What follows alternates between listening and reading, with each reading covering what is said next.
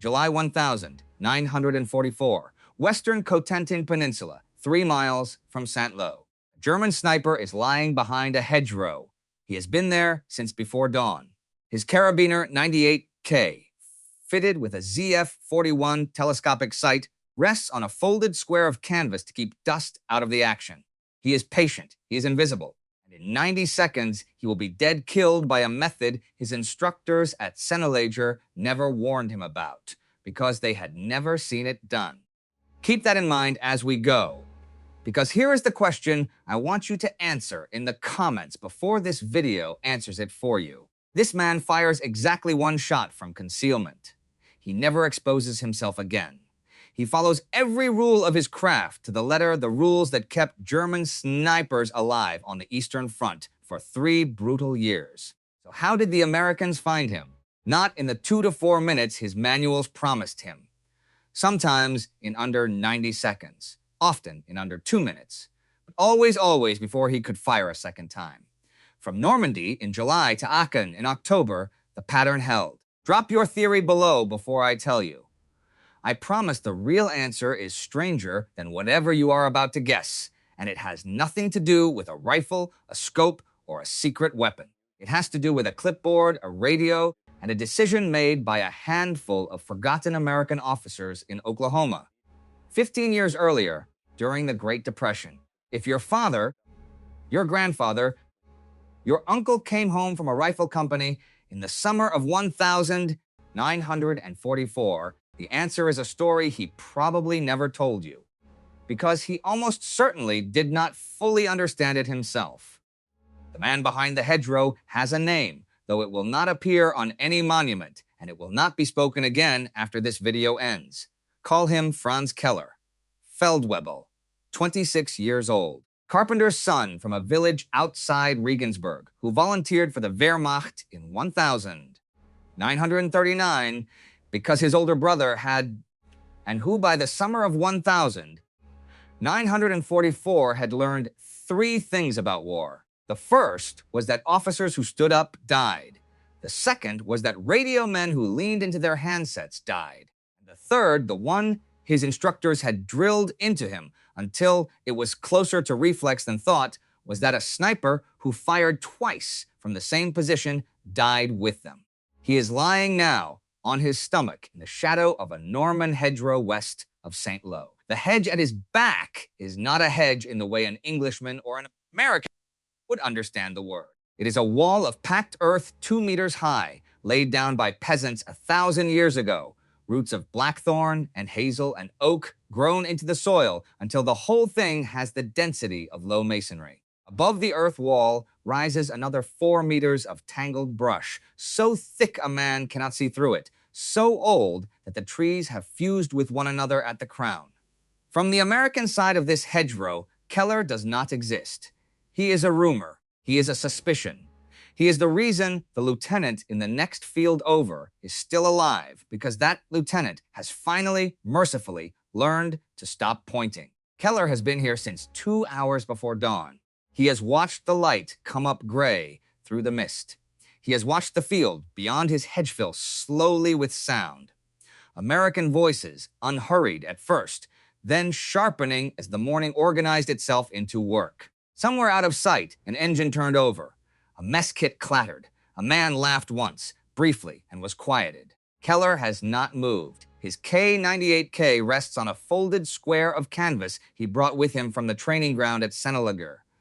Not for comfort, for the action. Canvas keeps the fine Norman dust out of the bolt, and a bolt full of dust is a rifle that will fail on the 1 shot he will be permitted this morning. His scope is a ZF-41, 1.5 power, mounted forward of the receiver on a rail his instructors had complained about because the magnification was too weak for real sniping. In Keller's hands, at 200 meters, in this terrain, it is enough.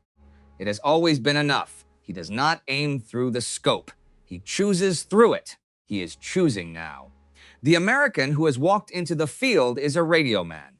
Keller can tell by the whip antenna rising 2 feet above the man's helmet. He can tell by the way the man's shoulders roll forward when he speaks into the handset. the small, unconscious lean of a soldier who has been trained to protect the equipment more than himself. The man is not looking at the hedgerow. Nobody looks at the hedgerow anymore. To look at the hedgerow is to look at nothing, at everything, at a wall that goes on for miles in every direction and hides an entire German army inside its green anonymity. The radio man is looking at his map. Keller breathes out. The wind is nothing. The range is 190 meters, ranged by an oak he registered at first light. K98K fires a round that leaves the muzzle at 760 meters per second, and at this range, in this stillness, the drop is a matter of a hand's breadth. Keller has taken this shot in his sleep. Keller has taken this shot in his dreams for 2 years. He fires once. The rifle does not kick so much as pulse against his shoulder. The report is sharp and short and immediately swallowed by the fields, 200 meters away. In a way that Keller does not permit himself to watch through the scope, the radio man's shoulders stop rolling. The whip antenna wavers, then tips, then falls. There is a moment of stillness, and then a shout, and then more shouts, and Keller is already moving. This is the doctrine. This is the graduation test. This is what 4 weeks at Senneliger, under instructors who had survived Rzhev and Kharkov and the long retreat from the Don, had spent every waking hour hammering into him. Fire one shot. Confirm the kill only with your peripheral vision. Move immediately. Never fire twice from the same position. A sniper who stays put is a sniper who dies. Keller folds the canvas. He is not hurried. Hurry is what gets you killed in the first 60 seconds after a shot. Hurry is what makes you rustle a branch you did not need to touch. He has practiced this fold 1,000 times. Canvas to canvas, canvas to canvas, into the tunic. Bolt closed on an empty chamber, rifle slung. He begins to slide sideways on his elbows, following a shallow depression he identified in the dark, aiming for a gap in the hedgerow 20 meters to his left, where he can slip into the next field and become somebody else's problem. By the doctrine he has been taught, he has between 2 and 4 minutes. His instructors had been very specific about this. American infantry would need time to spot the muzzle flash, time to hear the report and argue about the direction, time to find an officer, a radio, a fire mission, approval. All of it measured in whole minutes. Whole minutes were a lifetime. At Senneliger, in the spring of 1944, in the 4 weeks that had turned him from an Eastern Front rifleman into a sniper, the numbers had been stated so plainly they had the ring of scripture. Follow the doctrine, and you would outlive most of the infantrymen in your division. Break the doctrine, and you would be dead within a month. The instructors had statistics, Eastern Front statistics, 3 years of them, drawn in blood, indexed by campaign, cross-referenced by cause of death. Snipers who moved lived. Snipers who lingered did not. The Soviets had learned this the hard way, and the Wehrmacht, taught by the Soviets, had learned it too. Keller has crawled 10 meters when he hears the first sound that is not right. Not a rifle, not a machine gun. The Americans always answered with machine gun fire. You could count on the machine gun.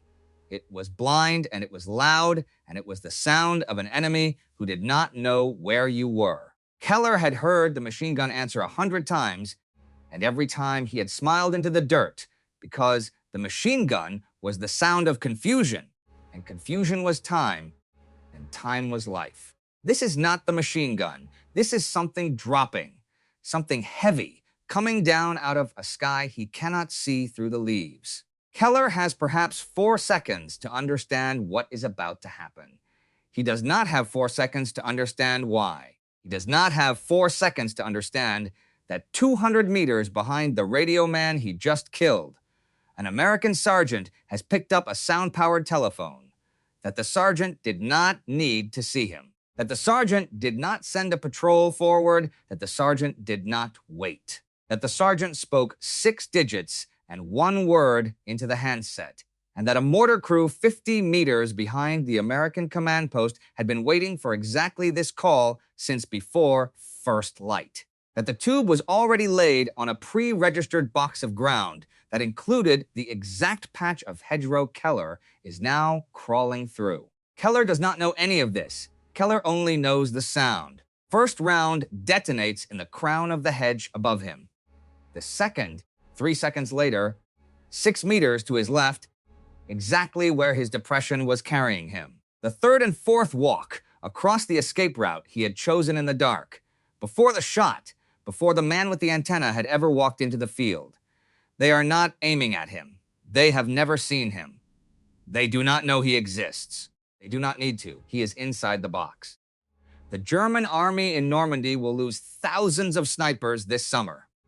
Some will be killed by American snipers, though not many, because the Americans in the summer of 1944 do not have a sniper program worth the name.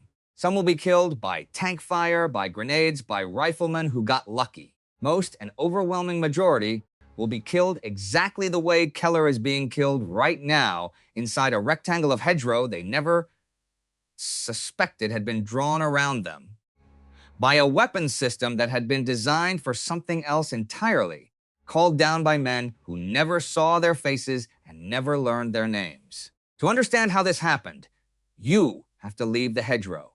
You have to leave 944 altogether. You have to travel back 15 years to a flat prairie post in southwestern Oklahoma, where a handful of American artillery officers under a budget so thin it was barely a budget at all, sat down at drafting tables and began to build something the German army would still not understand when the war ended. But before we go to Oklahoma, one thing has to be said about Franz Keller and the men like him, because the German sniper of 1944 was not a fool. He was not badly trained. He was not badly equipped. He was, by every measurable standard, one of the most carefully prepared marksmen any army fielded in the entire Second World War. And that, more than anything else, is why what happened to him mattered. To understand what killed Franz Keller, you have to understand first what the American army in Normandy did not have. It did not have a sniper program. That sentence should stop you cold. The United States Army in the summer of 1944, the army that would break out of the bocage and drive to the Rhine, the army your father or grandfather or uncle served in had only a rifle, a scope, and a small, badly funded school at Fort Benning, Georgia, still trying to figure out what the doctrine was supposed to say. The rifle was the M1903A4, a modified version of the old Springfield bolt action that American soldiers had carried in the trenches of the First World War. Remington Arms in Ilion, New York, had begun turning them out in 1943. By the time the war ended, they had built rough 28,000 of them. That is not a large number. That is not an army-wide program. That is a stopgap. The scope was worse. The Weaver 330C, a commercial hunting scope, redesignated M73B1 for military use. 2.5 power. A simple crosswire reticle. Tube less than an inch across that was not sealed against moisture, which meant that in the fog and rain of a Norman June, it fogged over and became useless. Almost 30,000 of these scopes were produced. They were mounted on Redfield junior bases and shipped to Europe. Compare that for a moment to what Franz Keller had been carrying. Keller's K98K, in its later configuration, could be fitted with the ZF4. 4-power, sealed optics, built by Voigtländer and other German optics firms under wartime contract. In trained hands, mated to the semi-automatic G43, it could put 4 rounds into a hand-sized circle at 400 meters all afternoon. The American sniper, hunched behind his fogged Weaver scope, had less than half that magnification. If this were a duel between snipers alone, on ground of the sniper's choosing, in a war fought by marksmen, the Americans would have lost it. They knew this. The reports coming back to General Omar Bradley's 1st Army headquarters in the 2nd and 3rd weeks of June 1944 said so in language that grew flatter and more frightened as the days went on. Sniper fire! Sniper fire! Sniper fire. Rifle companies of the 29th Division, The 30th Division, 1st Division, the 4th Division were losing officers at rates that could not be sustained. American war correspondents at the time and Army historians afterward would arrive at a figure that has never lost its power to shock. During the fighting for St. Lo, rifle companies averaged 60% casualties among enlisted men and 68% among their officers. 68% of the officers. Think about what that means for a moment. A rifle company goes into the hedgerows with 6 officers. 4 of them do not come out, and a disproportionate share of that killing is being done by men lying behind earth walls 2 meters high, firing one shot and disappearing. The American response in those first frantic weeks was to do the things you would expect a competent army to do and to watch them fail. They hosed down the suspected hedgerows with 0.3 caliber machine gun fire. The Germans, dug in behind 2 meters of packed earth and roots, took no casualties from it. They pushed riflemen forward to fix the position. The riflemen were shot before they reached the next hedge. They tried to wait, to listen, to triangulate the direction of the next report and put fire on it. But the German by then was already gone. He had folded his canvas. He had crawled 20 meters through dead ground. He was setting up in a new hide 400 meters to the left. Everything the American infantry tried in those first weeks, the German sniper doctrine had been designed to defeat. And it got worse, because the sniper was only the beginning. Post-war studies of American casualties in Normandy would arrive at a number that surprises almost who hears it for the first time. Roughly 3/4 of American losses in that campaign came not from rifles, not from machine guns, but from artillery and mortar fire. British and Canadian figures were nearly identical. Germans, over 3 years of retreat from the east, had turned the combination of sniper, machine gun, and mortar into an assembly line for killing. The sniper fixed the American attack in place. The machine gun kept it there. Pre-registered mortar fire, dropping out of the Norman sky, finished it. By mid-July, American company commanders in the hedgerows had arrived at a bleak recognition. The straight-up duel of American infantry against German sniper was a fight the Americans were going to lose more often than they won. They needed a different fight. And the extraordinary thing, the thing you have to grasp if you are going to understand the rest of this story, is that they already had it. They just hadn't built it for this. They had built it for something else entirely. And it had been sitting in every American infantry battalion in the European theater since the day the Army came ashore. The story of how it got there begins in 1929, in a place that in most histories of the war does not get mentioned once. Fort Sill, Oklahoma, a cavalry post founded in 1869 on land taken from the Comanche and the Kiowa, flat prairie, red dust, summer heat that pressed on the skin like a hand. In 1929, it was the home of the United States Army Field Artillery School. And the Field Artillery School was, at that moment, a place almost nobody in the wider Army thought about. The Great Depression was about to begin. The Army's budget had been shrinking for a decade and was about to shrink further. The men who had won the First World War were retiring or dying. The men who would fight the next one were second lieutenants, or captains, or majors nobody had heard of, teaching classes to small groups of officers in wooden buildings that smelled of chalk and coal smoke. One of those majors was named Carlos Brewer. He had come to Fort Sill from the Command and General Staff College at Leavenworth, where he had graduated at the top of his class. Before that, he had spent 5 years teaching mathematics at West Point, missing the First World War entirely. He was in his 40s, tall, methodical, the kind of officer who kept his opinions to himself until he was certain of them, and then would not be moved. In 1929, he became the director of the gunnery department at the Field Artillery School, and he began quietly to change the way American artillery thought about its job. The old way of massing fire was to gather batteries physically close together and point them at the same piece of terrain. It was slow, it was inflexible, and it belonged to a war of trenches and fixed lines, a war that had already ended once and would not come back in that form. Brewer's insight, and the insight of the officers he taught, was that the batteries did not need to be physically close. They needed to be tied together. They needed to share a common map, a common grid, a common language of coordinates and firing tables. If two batteries in different fields could each be told exactly where they were, exactly where the target was, and exactly what elevation and azimuth their tubes should take, then the shells could arrive at the same target at the same instant, from batteries that could not see each other, from batteries that had never rehearsed together. Brewer began the work. He introduced the firing chart. He drove the standardization of the coordinate grid. Between 1,929 and 1,933, he pushed the gunnery department toward a discipline of paperwork and mathematics that most artillerymen of the older school found tedious and beside the point. In the summer of 1933, he was reassigned to Purdue University to run the ROTC program.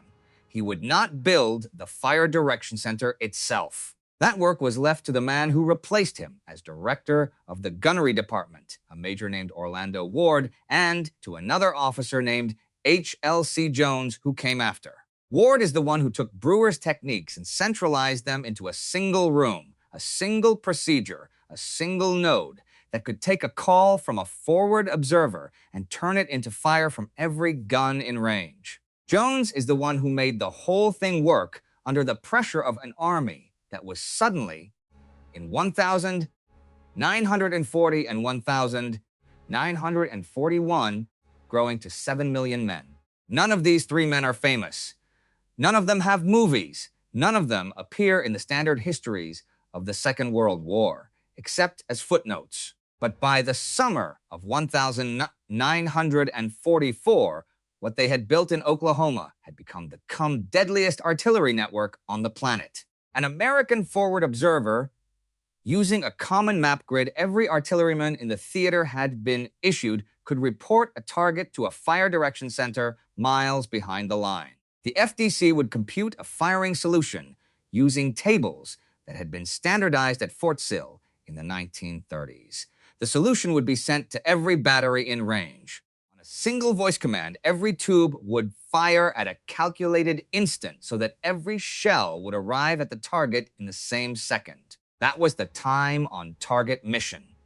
TOT. It was the technique that taught German batteries in Italy to flinch at the mere sound of an American radio transmission. Prisoners captured after such barrages would describe the experience with a kind of disbelief, as though the shells had fallen out of a sky that had shown no warning at all. And here is the part that mattered for Franz Keller. The same discipline of the Fire Direction Center, the same map grid, the same forward observer drills, the same phone procedures applied not only to the big guns behind the line, but to the small tubes riding forward with the infantry. The 60mm M2 mortar in the rifle company, the 81mm M1 in the heavy weapons company, the 4.2-inch chemical mortars attached at regimental level. All of them were wired into the same fire direction network. All of them could answer a forward observer's call. The only difference was time. Divisional artillery, the big 105mm and 155mm howitzers behind the line, took between 2 and 4 minutes to answer a fire mission. That is fast. That is faster than any other army in the war. But the company's own 60mm mortar, sitting in a shallow pit 50 meters behind the command post with its crew already beside the tube, could answer in 15 to 30 seconds. 15 to 30 seconds. And Franz Keller, folding his canvas in the hedgerow, believed he had 2 to 4 minutes. There was one more piece to the machine, and it had been built by a company you already know the name of. In 1940, the War Department had put out a contract for a portable, battery-powered voice radio that an infantryman could carry on his back. It went to the Galvin Manufacturing Company in Chicago, a small firm best known for making car radios under the trade name Motorola. Galvin had assembled a small team to do the work. Concept came from a signals engineer named Daniel Noble, who had joined the company just months earlier, and who had brought with him an unfashionable conviction that the radio should use frequency modulation rather than amplitude modulation, because FM cut through the static that had crippled every previous field radio. The principal RF engineer was a Polish immigrant named Henryk Magnuski, who had come to America in 1939 after finishing his degree at the Warsaw University of Technology, and who would end his life with 3 patents on the device. The rest of the team was Marion Bond, Lloyd Morris, and Bill Vogel. What they built was the SCR 300, 38 pounds, backpack mounted, operating in the 40 to 48 megahertz band, an automatic frequency control circuit that kept it locked to the incoming signal so a wounded radio man's replacement could pick it up and use it without training. It could reach 5 miles in the field, 3 times the range the specification had demanded. Galvin would build nearly 50,000 of them before the war ended. It was not the first walkie-talkie in history. Donald Hings in Canada had built a portable two-way radio for prospectors in 1937. Al Gross had patented a handheld transceiver in 1938. But the SCR 300 was the first walkie-talkie the United States Army would field in numbers, and the first that could reliably tie a rifle company at the front to a fire direction center at the rear in real time, in the middle of a firefight, in the rain, in the fog, in the Norman hedgerows. By June of 1944, there was an SCR 300 in every rifle company of every American division that came ashore. There was one on the back of a young second lieutenant we will call Tom Ackerman, 23 years old, a former college student from Ohio who had been commissioned through the artillery branch of Officer Candidate School at Fort Sill in the fall of 1943, and who had come to Normandy, attached as a forward observer to the 175th Infantry Regiment of the 29th Division. Ackerman, in this story, is a composite. His name is not on any monument either, but the job he did was done in the summer of 1944 by hundreds of men just like him. Ackerman walked with the infantry. He ate what they ate. He slept in the same holes. He carried a pair of binoculars, a coordinate book, a sound-powered telephone, and the 38-pound Motorola radio on his back. His job was to see the ground, to fix his own position on the map grid, and when the moment came, to call for fire. And the call, when it came, was almost obscenely short. So return now to Franz Keller in the hedgerow. He has fired. The radio man is down. Keller is folding his canvas. In his head, the clock is ticking. But 200 meters behind the dead radio man, Ackerman has already picked up the sound-powered telephone. He did not see Keller. He did not need to. He saw the radio man drop. He heard the sharp crack of the K98K from the hedgerow to his front. He had the bearing. He did not send men forward. He did not organize a patrol. He did not wait for a second shot to triangulate. He picked up the phone, and he called the company's 60-millimeter mortar section, and he gave them a 6-digit grid reference and a single word: sniper. 50 meters behind the command post, in a shallow pit dug the night before, a mortar crew under a sergeant we will call Bill Hayes had been waiting for this call since first light. Hayes was 24 years old, from a farming county in Iowa. His crew had registered fires on every likely piece of ground along the company front the previous evening. The tube was already laid on a pre-planned reference point covering the exact stretch of hedgerow Ackerman had just given him. The crew did not calculate a firing solution from scratch. They adjusted from a known point. It took them under 10 seconds. The first M49A2 high-explosive round, weighing just under 3 pounds, was in the air before Franz Keller had crawled 10 meters. The round threw fragments in a lethal pattern out to roughly 6 to 10 meters from the point of impact. Hayes fired 4 rounds in a little under 8 seconds, walking the impacts across a box of ground perhaps 30 meters on a side. The box was big enough that it did not matter whether Keller had crawled 10 meters or 20. The box was drawn around every possible place he could be. And here is the piece that no German manual had ever prepared a single one of them for. Ackerman did not know where Keller was. Hayes did not know where Keller was. Neither of them, for the rest of their war, would ever know they had killed anyone at all. They only knew a bearing. They only knew a distance. And they had spent all morning waiting to convert those two numbers into steel on the ground. They were not hunting Franz Keller. They were suppressing a rectangle he happened to be lying in. And that distinction, that one quiet distinction between hunting a man and suppressing a rectangle, was the difference between the sniper doctrine the Germans had rebuilt in a frenzy after 1942 and the artillery doctrine the Americans had been quietly refining since 1929. It was the difference between a war of individuals and a war of systems. The Germans had spent everything on the individual. The Americans had spent almost nothing on the individual and everything on the network that stood behind him. At Fort Sill, in the drafting rooms of the gunnery department in the early 1930s, Brewer and the officers who worked under him had reached a conclusion that fire support was too slow because it was too personal. It depended too much on the man who happened to be looking at the target. The solution, they argued, was to standardize the map, standardize the tables, standardize the procedure, and let the network answer. 12 years later, in a Norman hedgerow, at 10 o'clock in the morning on a day in July, the network answered. Franz Keller had crawled 15 meters when the 4th round detonated. He was still inside the rectangle. He was always going to be inside the rectangle. In the autumn of 1944, German intelligence reports on the Western Front, collected from prisoner interrogations, captured documents, and combat reports from Italy and Normandy kept returning to the same observation. American artillery answered too fast.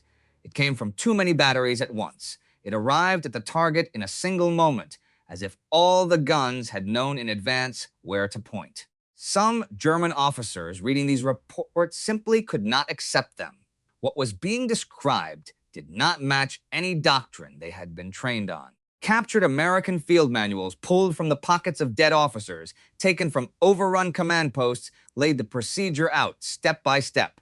The grid, the tables, the forward observer drills, the radio protocol, chained from a lieutenant with a backpack radio in a hedgerow to a battery of guns 20 miles behind him. To many of the Germans reading these translations, the manuals had to be lying.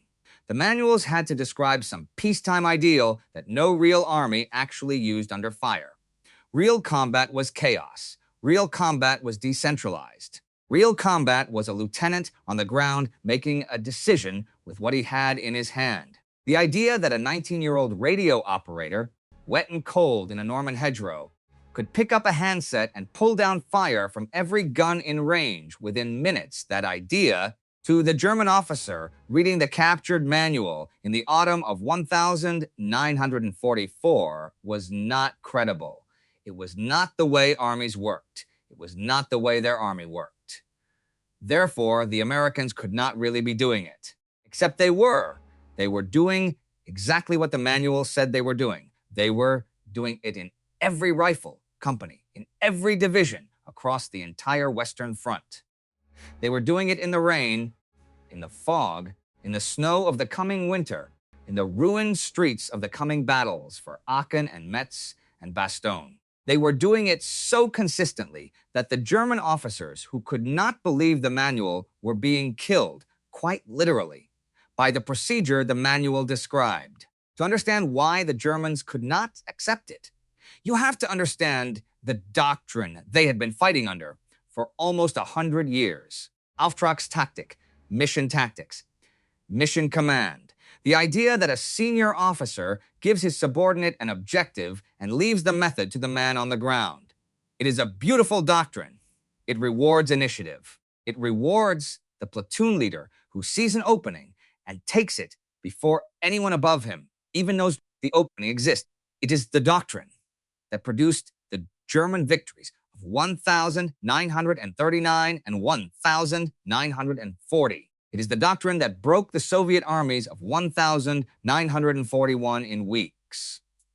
It is the doctrine that historians would spend the next 80 years praising as the highest expression of professional military thought. It had one flaw, and the flaw only became visible in the summer of 1944. Auftragstaktik was, at its core, a doctrine of decentralized firepower. It worked by giving every commander down to the platoon leader broad authority to use whatever assets he had on hand. That was the phrase that mattered, on hand. If the platoon leader's firepower was limited to what his platoon physically carried, then that was his firepower. That was the ceiling. To get more, he had to call up the chain, and the chain took time, and the time cost lives, and the Germans had learned to accept this cost because the alternative, a bureaucratic system that stripped initiative from the local commander, was, in the German view, obviously worse. The Americans had built the alternative anyway, and in the hedgerows of Normandy, the bureaucratic system turned out to be faster than the initiative-driven system. Not by a little, by an order of magnitude. A German platoon leader who called for mortar support might wait 15 minutes, if it came at all. An American lieutenant, using nothing more than a 38-pound Motorola radio and a coordinate book, could bring down 4 rounds of high explosive on a specific rectangle of hedgerow in under a minute. And he could do it without asking anyone's permission, because the procedure had been written in advance at Fort Sill, 12 years earlier, by men who had never met him and never would. Sit with the symmetry of it for a moment. Franz Keller, alone in the Norman hedgerow, was the purest expression of Auftragstaktik that the German army could produce. One man, one rifle, one mission. Total initiative, total responsibility. The distilled essence of the doctrine that had made the German army feared across a continent. And he was being killed in the last months of his war by a system that was the exact philosophical opposite of everything he had been trained to believe in. A system of paperwork, a system of shared maps, a system of radio protocols and firing tables and phone drills that no single American on the line personally controlled and no single American on the line personally understood. Two opposite philosophies of war met in the fields of France in the summer of 1944, and the older one lost. Not because the Americans were braver. They were not, on balance, braver. Not because they were better shots. They demonstrably were not, in the sniper specialty. Not because they had some miracle weapon the Germans had failed to invent. They had no such weapon. The Americans won that fight because a handful of officers at a field artillery school in Oklahoma, working under Depression-era budgets, teaching classes to small groups of majors and captains in wooden classrooms that smelled of chalk, had decided in the early 1930s that the front line should be wired to the rear and the rear should answer in seconds. That is the whole story. That is what killed Franz Keller. The German sniper schools tried to adapt through the autumn and winter of 1944. They taught their students to move faster after firing. They taught them to shoot from positions set deeper in cover, farther from the hedge line where the American mortar box would be hardest to plot. They taught them to abandon the doctrine of a single deliberate shot and, in some cases, to fire and run within the same second. None of it worked, because the problem was never on the sniper's side. The problem was on the American side, and there was nothing the sniper could do about it. He could not reach across the hedgerow and cut the wire on Ackerman's radio. He could not travel back to 1929 and stop Carlos Brewer from drafting the first firing chart. He could not undo the 12 years of quiet accumulation of doctrine and procedure that had turned every American rifle company into the front end of a machine that answered in seconds. He could only die faster. And through the autumn of 1944, through the Hurtgen Forest, through the terrible winter of the Ardennes, through the last spring of the war on the road to the Rhine, that is what the German snipers did. They died faster.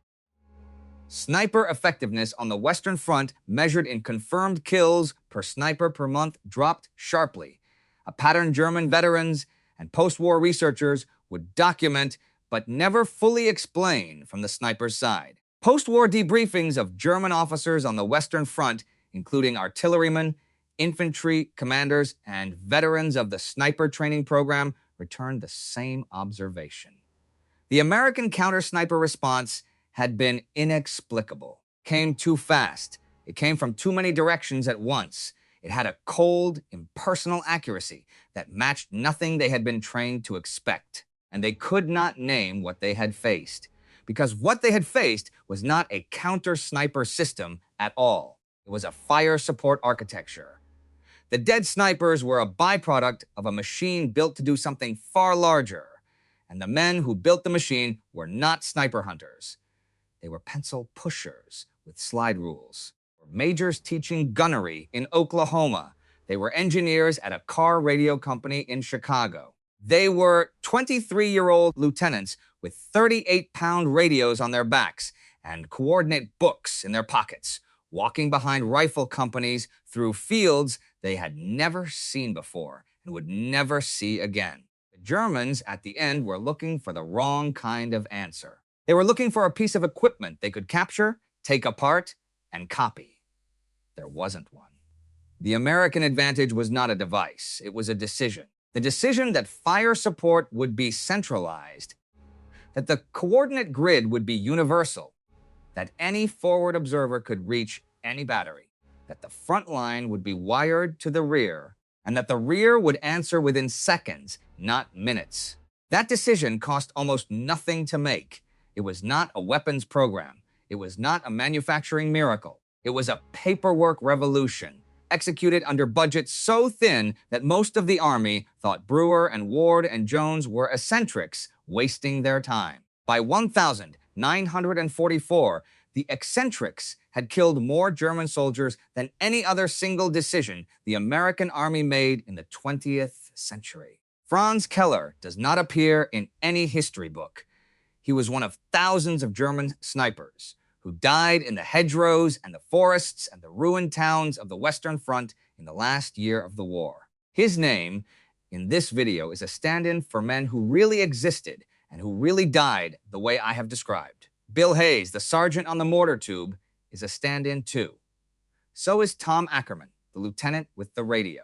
Their names are composites, but the jobs they did were done day after day by hundreds of men just like them. Men from Iowa and Ohio and Pennsylvania and Tennessee. Men who came home and never talked about it. Men who did not write memoirs. Men who did not appear in the newsreels because what they had done was not photogenic. There is nothing photogenic about a lieutenant with a phone and a grid reference. Carlos Brewer was real. Orlando Ward was real. HLC. Jones was real. Daniel Noble and Henrik Magnusky were real. Every one of them died decades after the war, quietly in beds. In American cities, most viewers of this video have probably driven through without noticing. None of them have monuments. None of them have movies. None of them, in the standard histories, get more than a footnote. They deserve better than a footnote. They deserve to be understood. Because the German sniper of 1944 was one of the most carefully trained marksmen any army fielded in the entire war. His weapon was excellent. His scope was excellent. His training was excellent. His doctrine in every previous war the Germans had fought was sound. He was beaten by a clipboard, a map grid, a sound-powered telephone, and a mortar crew who knew what to do with a 6-digit number. If your father, your grandfather, your uncle, your brother served in one of the American divisions that fought through the Bocage, or the Hurtgen, or the Bulge, or the long push to the Rhine. If any of the names you grew up with came home from a rifle company in the summer of 1944, or the winter of 1000, 945. I would be honored if you would tell me one of those names in the comments below. Not the generals' names, not the famous names, not the ones already written into the histories. The lieutenant with the radio, the sergeant on the mortar tube, the private who carried the coordinate book, the forward observer who walked behind an infantry company through a country he had never seen and called down fire, on a rectangle he could not see, on a sniper he did not know was there, on a war whose real architecture he probably never fully understood himself. He was the machine. He was the reason Franz Keller never got to fire a second shot. 80 years on, the least we can do is remember his name. Tell me one in the comments. Let us keep it alive a little longer.